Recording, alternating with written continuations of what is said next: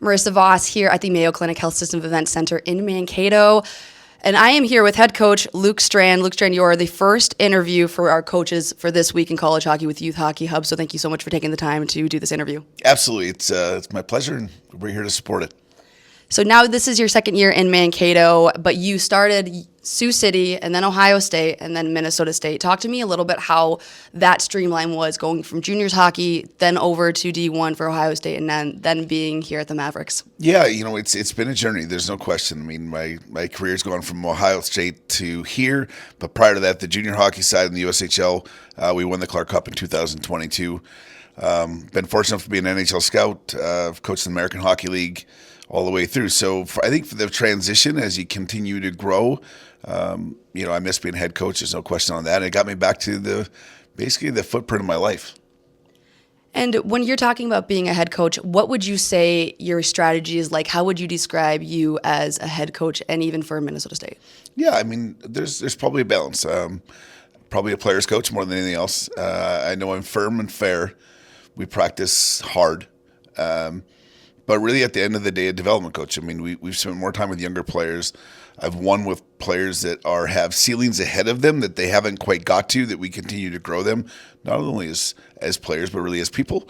And I think if we can continue that's just a big part of the player's journey, is whatever they can take on outside the boards, it's only going to help them inside. And obviously, you want that success inside. So when you're looking at this team this year with this Minnesota State Mavericks, you've got some newcomers, you've got some people who are returning. How high do you think the ceiling is for this squad this year? Yeah, I really think we're getting elevated right now. I mean, we've played good hockey, and it's not always I don't chase outcomes. I know that. I chase standard and performance, what we can do, what we get better at, how we're getting better, what areas we're getting better at. The ceiling is going to be, I can tell you, the floor. The floor is a talent, and the people are the ceiling, and we have star people, and I think they're just going to continue to grow, not only with their skill sets and the development model, what happens here day to day, but just as their growth in team and love and support of one another. That part is probably one part of the journey to see how far we can go, because it's going to take that first. And you talk about star talent, A1. We're going to talk about the elephant in the room, you guys adding Rhett Pitlick to your lineup, to this squad. Talk me through, though, how that kind of went about from him to make that transition from the Gophers to Minnesota State. Really, I would say twofold. One, he wasn't with the Gophers. That'd be the biggest, I think, part of this whole hill is that. Like, his goal was to sign a pro contract, and I think as the time went through and the opportunity maybe thinned out what maybe thought was going to happen or promised was going to happen and didn't. There's the deadline in Minnesota. I think they gave him a little bit of a time frame, and that window wasn't met on his side because he wasn't really ready, I don't think, for that opportunity and that obligation. And then as he continued, I think, to go down the avenues of deciding what to do next, instead of having one team going after you, why not just come and kill it and have 32 to chase you? And we were fortunate enough, I think, for him to enroll to school here and get going. And he's an awesome kid. Like, he's a hockey rat. Like, he loves it. He loves the rink. He loves the game. And I think that part for him, being around new bodies, it's a refreshing feel for himself as well. And what would you say? I think I know this question. I think everybody knows this question. When you add Rhett Pitlick to this lineup, it's instant offense. But what else does he bring? We obviously saw him getting a goal with Michigan and then had a big performance last night with the Apples. Yep. But what else does he bring to the table? Just, his consistency. He wants to be a player. So I think when you go out to practice and the expectation level and the execution level around great players, they want great execution around them. They're going to deliver it. They want it back.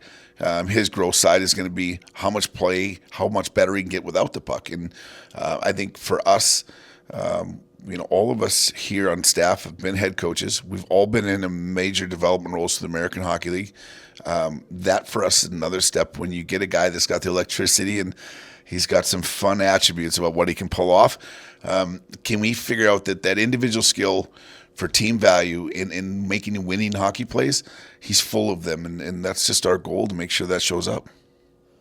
So with you guys in recruiting, we're obviously in the state of hockey right now. How awesome is it that you are also, yes, fighting with 6 different Division I programs for recruits, but you have so much hockey talent here with youth and high school and everything in between. Does that help out? It does. I mean, there's two. I think you feel good, pretty guilty if you're not at a rink. There's so much hockey around you. You know, we've all got criteria. There's 6 schools here. I'm sure every school's got a different piece of the puzzle, what they're looking for. We just don't really want to wait in line for someone to decide that they didn't want to go somewhere else and then they want to come here. We're pretty aggressive about what we see, what we believe they will become. That for our part is a big piece of it. Like, we know what they're doing at the high school level. We also, I think, get really deep in the projection level. So once a player commits here, we're getting on that development path immediately. And let's talk a little bit about Mankato. Obviously, another one of 6 Division I programs. But what do you love so much about Mankato and playing here and going to games and having it at the Mayo Clinic Health System events that are there, whether that be the atmosphere, the fans, or everything in between? Yeah, I mean, the building, it's got some fire to it, and that part is it's not only students, because the student they bring a level of energy that's super, but the community, the base of the youth hockey, the I think there's the casual hockey fan that comes out here. It is a town event. On that side of it, I think when people, in other communities have other obligations to go to, it's here. It's at the rink, and for us to be home, we love to get back, but we love to support the whole community, and they keep showing up at our door, and we're going to keep showing up at theirs.